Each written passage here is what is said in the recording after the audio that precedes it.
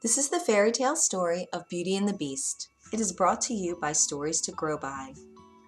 Once upon a time, there was a very rich man who lived with his 3 daughters. The 2 older daughters laughed at anyone who did not dress as well as they did. If the 2 of them were not resting at home, they were out shopping for as many fine dresses and hats as they could carry home. The youngest daughter, Beauty, loved to read. "Your nose is always in a book," her 2 older sisters said. They laughed. "No one will want you. Look at your hair. You look like a servant girl." Beauty did not know why they were so mean to her, but she said nothing. One day the father got some bad news. He had spent all of his money on a ship that he sent out to sea for trade. Now he learned the ship was gone. Everything on it was lost. All at once, the rich father became as poor could be. The family could no longer stay in their big house. The fine house, its fine tables and chairs, and all of their fine things had to be sold. All the father had left was a little hut deep in the woods. So that is where he and his 3 daughters had to move. Living in the hut in the woods was hard work. Each day a fire had to be started, meals cooked, the place cleaned up, the garden tended, and things needed fixing when they broke. Now that the family was poor, you might think the older 2 sisters would help out, but think again. "She looks like such a mess," they said, turning up their noses at Beauty. "She might as well serve us." And so Beauty did all the hard work. The sisters slept late, took naps, and showed up for meals. Then, good news! The father's ship came to shore. "My daughter," said the happy father, "I'm going to town. Tell me what fine gifts I can bring back for you." "Bring me the best dress from the best shop in town," said the oldest sister. "I want one just like it," said the middle sister. "And you, Beauty?" he said. "All I want, father," she said, "is a rose." "Can you believe her?" said the eldest sister. "What a fool!" said the middle sister, and they both laughed. "Girls," said the father, "if that is what Beauty wants, that is what I will bring for her." The father was on his way home when he thought, "Oh my, I forgot all about the rose for Beauty." All at once the sky turned black. "Dear me, a storm is coming." A moment later, heavy dark rains fell down hard from the sky. Soaking wet, the father saw a blink of light far away. He went closer. Maybe it was a place he could stay for the night. When he got up close, he saw that it was a large palace with candles in all its windows. Very odd, but the front door was open, so the father stepped inside. "Hello," he said, but no answer. There before him was a great feast on a long table. "Hello," he said again, but still no answer. He dared not touch any food on the table.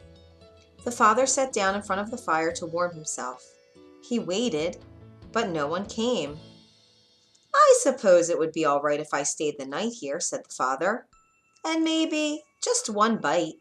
He took a quick bite from the feast. Then he found a bedroom and fell fast asleep. The next morning the table was laid again, but this time with breakfast. Again, most odd, no one was there. "I suppose I should leave now," said the father. On the way out, he passed a beautiful rose garden. "Ah, I was supposed to bring Beauty a rose," he remembered. "I will take just one," and he picked a rose for Beauty. Just then, a loud stomp came up from behind him. Roared a voice, "You took my rose!" The father spun around. There before him was an awful, huge monster. I, I, I'm sorry," he said. "I didn't know." "How could you not know?" roared the beast. "You will pay for this. You will die." The father fell to his knees.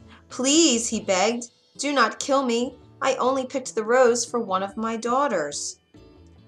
"You have daughters?" said the beast. "Well, if one of them will come stay here in your place, I will let you go free. She must stay here from then on forever. In 3 months, if none of them will come in your place, you must return and take your punishment." When the father got home, Beauty could tell something was wrong. "What is it, father?" she said. "Oh, it's nothing," said he, but she knew it was not true.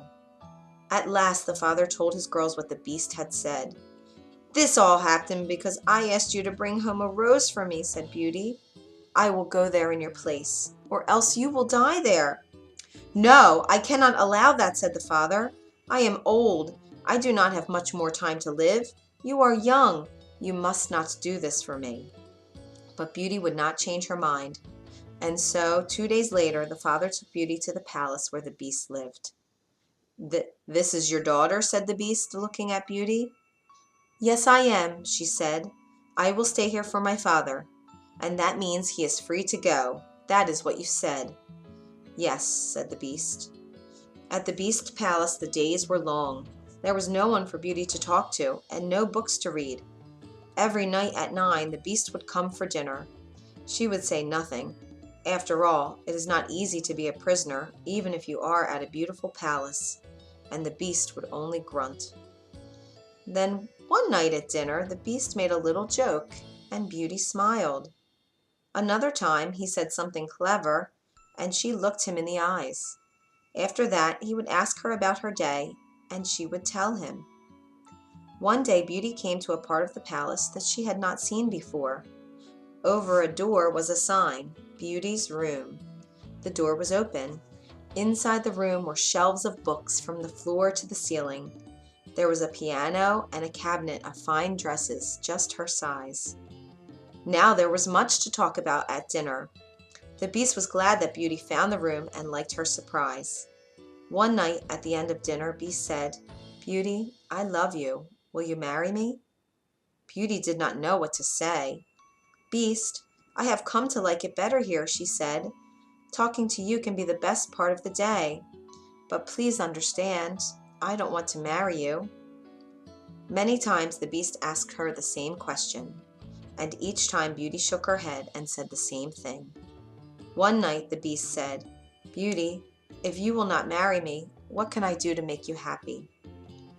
"If you must know," she said, "it would be to see my father. I miss him so much." The next night the Beast gave Beauty 2 magical gifts, a mirror and a ring. "If you want to see your father," he said, "just ask the magic mirror to take you to him. When you are ready to come back, turn the ring on your finger 3 times. Ask the mirror to bring you back here. But please do not be gone for more than 1 week, for I will die of grief." Beauty was glad to agree. When she got back to her room, she looked in the magic mirror. She asked the mirror to take her to her father. And there he was in bed right before her. Yet he looked so sick, it was as if he may die. Such joy her father felt when he looked up and saw Beauty. For much of what made him sick was knowing that Beauty was stuck in the palace, all because of him. Beauty stayed by her father's bed for many hours. She told him that things were not quite so bad at the Beast's palace. She had all the books she could want to read. She had music to play and many fine dresses to wear. "The Beast is really not so bad," she said, "when you get to know him. He can be good to talk to." Beauty looked around. "Where are my sisters?" "Married," said her father. "Oh, did they marry good men?" she said. "They had money," said the father, "but I do not know if your sisters are happy." For the eldest sister had married a handsome man who thought of no one but himself, and the middle sister had married a man who was very clever, but he used his sharp wit to hurt everyone around him, and most of all his wife. When the sisters came to the house and saw Beauty dressed so well, and talking about how kind and good the Beast was to her, they burned with anger. Beauty told them she must stay no more than 1 week, and the 2 sisters came up with a plan. The sisters petted Beauty and said such nice things to her that they had never said before. When she told them that she must go soon, they cried. They said she must not leave. There was still so much left they wanted to do with her. And what did it matter anyway, just a few more days? So Beauty stayed.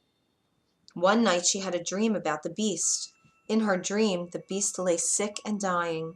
When Beauty woke up, she asked the magic mirror to show her the Beast. And there he was in the mirror, lying in the rose garden, looking so sick that he would die. At once she turned the magic ring 3 times. "Take me back to the Beast," she said. In a moment she was sitting next to the poor sick Beast who could only gasp for air. "You came back," said the Beast in a thick voice. "I am sorry that I'm late," said Beauty. "I could not bear it that you may not come back to me," said the Beast. "And now I fear it is too late," and his eyes closed. "No," cried Beauty, "do not leave me." Just then she knew in her heart what was true. "I love you," she cried out. "Please come back. Come back, and I will be your wife. I will." And tears rolled down her cheeks. Just then the beast opened his eyes. "Beauty," he said, "you did it." In a flash the beast was transformed into a handsome prince. Beauty did not know what to think. "Ah, Beauty," he said, and the beast told her his story. Years ago, when he was a prince, an evil fairy had put a spell on him. He must stay a beast forever, until a maiden grew to love him when he still looked just like a beast. Now she had been the one to break the spell. And so Beauty and her prince, formerly the beast, were married, and they lived happily ever after. The end. If you enjoyed this tale, you can find more at storiestogrowby.org.